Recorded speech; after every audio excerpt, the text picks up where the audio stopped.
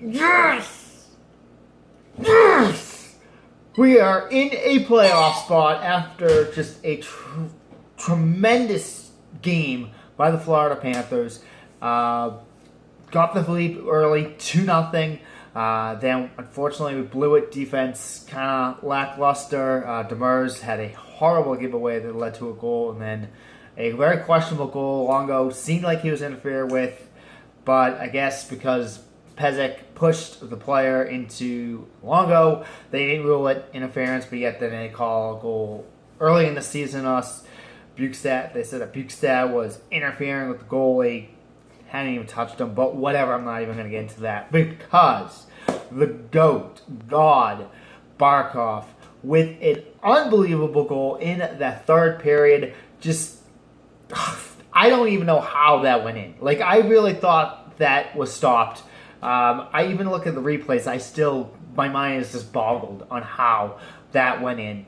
As Florida Panthers complete the California sweep for the first time in franchise history, beat LA in LA for the first time in almost 15 years. Unbelievable. 4-game winning streak. We could easily sweep this road trip. I'm going to have to look on the stats, but that could be the first time we've ever swept a 5-game road trip in our franchise history. And we're in a playoff spot. Third in the Atlantic. Man, who would have thought, guys? Like, honestly, it's just been a totally emotional season for everybody involved. The players, the coaches, the management, the owners, the fans. Especially the fans. We've all just been absolutely just devastated by this season. Infighting, stuff like that. It got me down. That's why I stopped my channel for a little bit. That's why I got off Twitter. It's just the infighting, the disrespect that fans has given Tom Rowe, Doug, Matt, the players. Now, I have critiqued Rowe a bit too. Again, I think just let my emotions get the best of me. But as you can see, Huberdeau is the key to this team, and Barkov as well.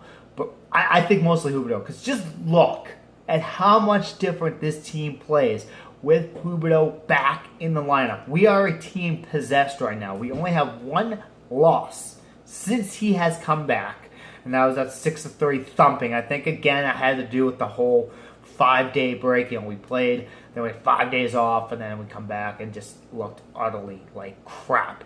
So honestly, only blemish, we'll not even look at that. But again, Rowe has his team playing. And honestly, I don't even know, if things would have been better or worse if Gallant had stayed. But I really don't think Gallant had this team. Again, he was a player's coach, and I'm not really a fan of player coaches. The coach is there to lead the team, get them to play, and stuff like that. And Rowe doesn't bullshit it. Again, I did critique him a bit, but he's got this team playing, and he's got this team playing well. Again, it definitely helps that Huberdeau's back. You can tell Huberdeau is an integral part of this team. So, absolutely huge. Jokinen had another goal, and I remember a lot of fans just wanted him traded. They thought that he should be traded. He sucked, but he is absolutely on fire right now, and has been since Huberdeau has come back. So, you got to admit, this is Huberdeau's team. This is Huberdeau's team. The team just plays so much better with him back in the lineup. Again, Barkov, no slap on him. He plays great, but I really think Huberdeau, and we can just see, is the gel of this team, as this team is now firing on all cylinders in third on the playoff spot. Again, it could go away after today because Toronto and Boston both play today. Ottawa plays as well. I don't think Montreal does, but that's another big thing. We're only 6 points out of first in the Atlantic, and we have, I believe, 2 games on hand on the Canadiens. So we could still literally get first place in the Atlantic and win it again, which would be absolutely huge. But finally a playoff spot. So now We just got to play one game better than Boston and Toronto the rest of the way, and I think we got it. And I think both teams are going to falter. Boston's got the little more motivation with the new coach and stuff like that, but I think they're going to falter to the white side like they always do. Toronto is now finally in a very tough stretch now, which we had in the first half of the season, where they had to play back-to-backs like every week, sometimes back-to-backs in 1 week. So we don't have that tough of a schedule now. Again, we have maybe, I think, three. Actually, I only think we have 3 back-to-backs now. The rest of the season, we just played one of them. We have one to end the season.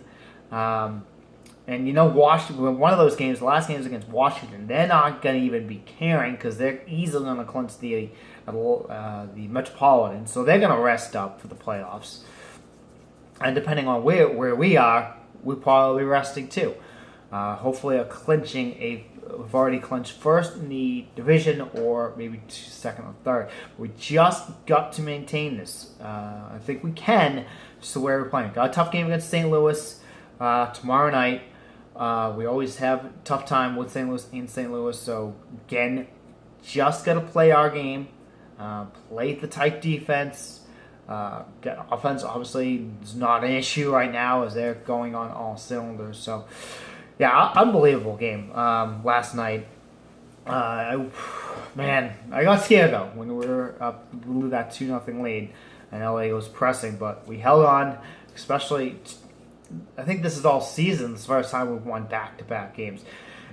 Both games on the back-to-back. So, awesome. Just awesome. Man, I never thought we would be in a playoff position as of right now. But again, still a lot of work to do. We still got like 25 games to go. So we're not out of the woods yet. We could just totally fall off the face of the planet and only win the next 5.